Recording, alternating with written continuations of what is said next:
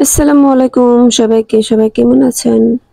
আশা করি সবাই অনেক ভালো আছেন। আমিও আল্লাহর অশেষ রহমতে অনেক ভালো আছি। এই তো আমার ২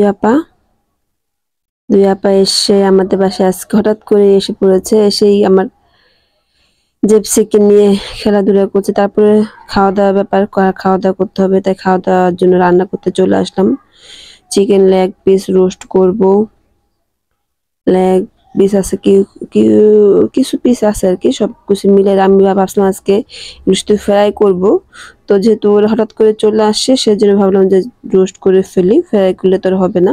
তো রোস্টের জন্য আমি ১ম এ একটু সবকিছু দিয়ে একটু করে মেখে নিয়েছি আদা রসুনের পেস্ট। আর ছিল টক দই আর একটু ফুড কালার, একটু লবণ দিয়ে মেখে সুন্দর করে আমি ভেজে রোস্টটাকে রান্না করে নিব। আজকে ফুল ব্লগটা সবাই দেখবেন। আশা করি সবার কাছে অনেক ভালো লাগবে। আমার আপা বড় আপাও আসছে। বড় আপার মেয়ে ২ নাতিন মানে আমার ২ আপা। তো হঠাৎ করে আমাদের বাসায় আসে এক জায়গায় যেতে চেয়েছিল। সেখানে একটু সমস্যার কারণে যেতে পারেনি। পরে আমাদের বাসায় ব্যাক করে চলে আসে। যেহেতু আমার ২ আপা অনেক কান্না করছিল বাসায় যাবে না। তারা বেড়াতে যাবে এখন কোথায় যাবে সেটা জানে না।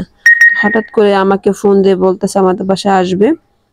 তো আমি বললাম ঠিক আছে আসো সমস্যা নেই। তো আমি যেহেতু বাসায় ছিলাম আজকে এজন্য ভাবলাম যে ঠিক আছে সমস্যা তো নেই। বাহিরে থাকলে তো কথা ছিল যেহেতু বাসায় ছিলাম তো বললাম যে ঠিক আছে ঈদের মধ্যে আসা হয় নাই কারো।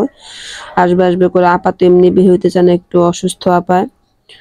মাথা ব্যথা থাকে যার জন্য আরকি কোথাও বেড়াতে যায় না। তো একটু সমস্যা ছিল যার জন্য হঠাৎ করে আমাদের বাসায় চলে আসছে। যাই হোক এই রোস্টগুলি রান্না করব।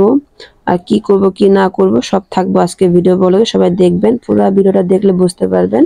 ভালো লাগবে। খারাপ লাগবে না ভালো লাগবে। তো অবশ্যই সবাইকে বলবো ভিডিওটা শেয়ার করে দিবেন। অবশ্যই একটা লাইক দিয়ে যাবেন। আর যারা আমার পেজ থেকে দেখছেন অবশ্যই যে ফলো দিয়ে রাখবেন। আর যারা ইউটিউব চ্যানেল থেকে দেখছেন সাবস্ক্রাইব করে রাখবেন। তো রোস্টটা আমি খুব সুন্দর করে রান্না করে নিলাম। উপর দিয়ে একটু ঘি দিয়ে দিলাম। আর ঘিটা কিন্তু রোস্ট ভাজার আগে কিন্তু তেলের সাথে আমি একটু ঘি মিক্স করে দিয়েছিলাম সুন্দর একটা ফ্লেভারের জন্য। তো যতই আমি রান্নার সময় তেল দিয়ে ঘি দেই না কেন, ঘিয়ের সাথে তেলটা আমি দেই, তেলের সাথে ঘিও দেই, ২ টা মিক্স করে দেই।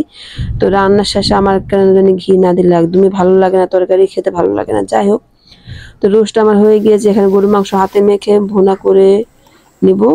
হাতে মেখে বসাই দিলাম। আর হলো পোলাওটা বসিয়ে দিলাম এভাবে। আর পোলাওটা এগুলি তো অনেকবার শেয়ার করেছি রেসিপি। তো এগুলি রেসিপির জন্য শেয়ার করলাম না।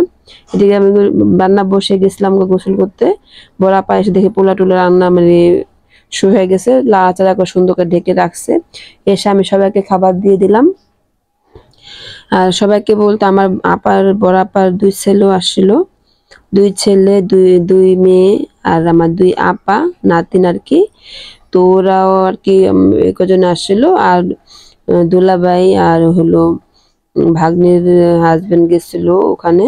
তো ওরা এখানে চলে আসে। এইজন্য আরকি আমার মানে ওরা আসলে আরেকটু করতে হতো। যেহেতু জামাই দুলাভাই আসে নাই সেজন্য আরকি তেমন একটা অল্পতেই আমি সারাই ফেললাম। তারপর ওদের অনেক মন খারাপ লাগছিল যে এত কষ্ট করে দিচ্ছে আন্টিকে কেন যে আন্টির বাসায় আসলে আন্টির এত কষ্ট হচ্ছে। ওরা অনেক আফসোস করছিল। কিন্তু আমার তো ভালোই লাগে। ওদের জন্য খারাপ লাগে না করতে।